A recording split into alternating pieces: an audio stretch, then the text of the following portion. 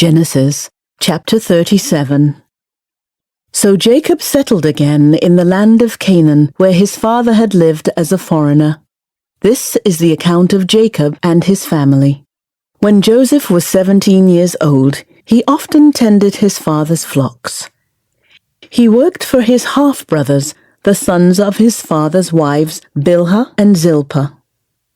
But Joseph reported to his father some of the bad things his brothers were doing. Jacob loved Joseph more than any of his other children because Joseph had been born to him in his old age. So one day, Jacob had a special gift made for Joseph, a beautiful robe. But his brothers hated Joseph because their father loved him more than the rest of them. They couldn't say a kind word to him. One night, Joseph had a dream, and when he told his brothers about it, they hated him more than ever. "Listen to this dream," he said. "We were out in the field, tying up bundles of grain. Suddenly, my bundles stood up, and your bundles all gathered around and bowed low before mine."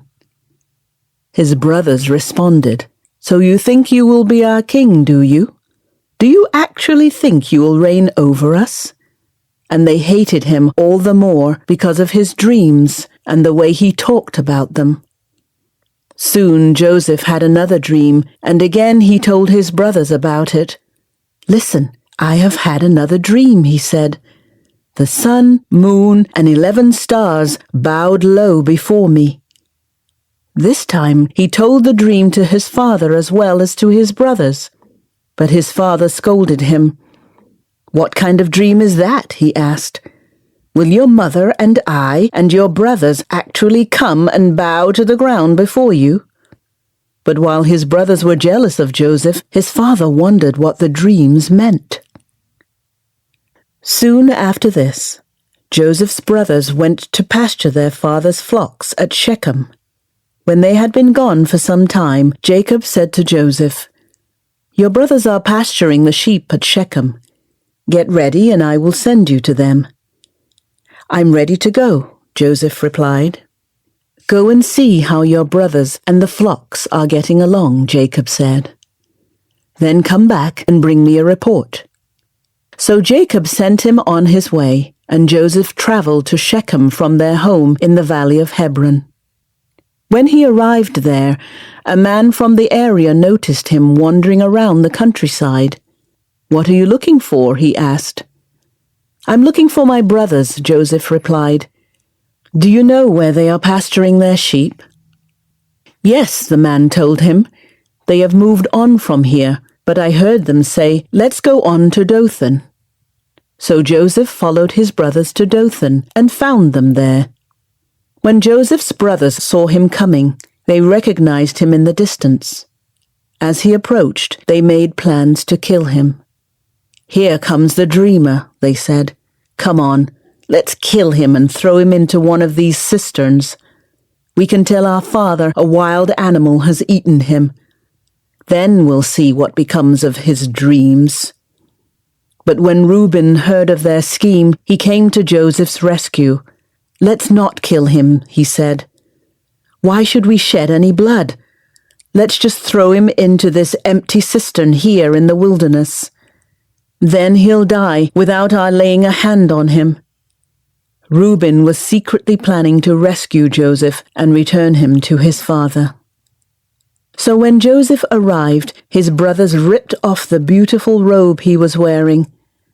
Then they grabbed him and threw him into the cistern. Now the cistern was empty. There was no water in it. Then, just as they were sitting down to eat, they looked up and saw a caravan of camels in the distance coming toward them. It was a group of Ishmaelite traders taking a load of gum, balm, and aromatic resin from Gilead down to Egypt. Judah said to his brothers, "What will we gain by killing our brother? We'd have to cover up the crime. Instead of hurting him, let's sell him to those Ishmaelite traders. After all, he is our brother, our own flesh and blood." And his brothers agreed. So when the Ishmaelites, who were Midianite traders, came by, Joseph's brothers pulled him out of the cistern and sold him to them for 20 pieces of silver. And the traders took him to Egypt. Some time later, Reuben returned to get Joseph out of the cistern. When he discovered that Joseph was missing, he tore his clothes in grief. Then he went back to his brothers and lamented, "The boy is gone. What will I do now?" Then the brothers killed a young goat and dipped Joseph's robe in its blood. They sent the beautiful robe to their father with this message, "Look at what we found. Doesn't this robe belong to your son?" Their father recognized it immediately. "Yes," he said, "it is my son's robe. A wild animal must have eaten him. Joseph has clearly been torn to pieces."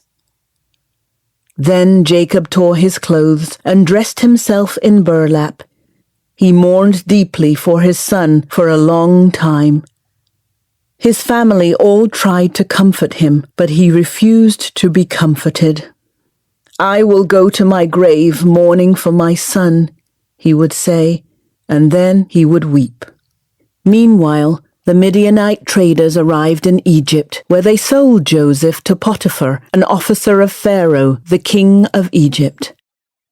Potiphar was captain of the palace guard.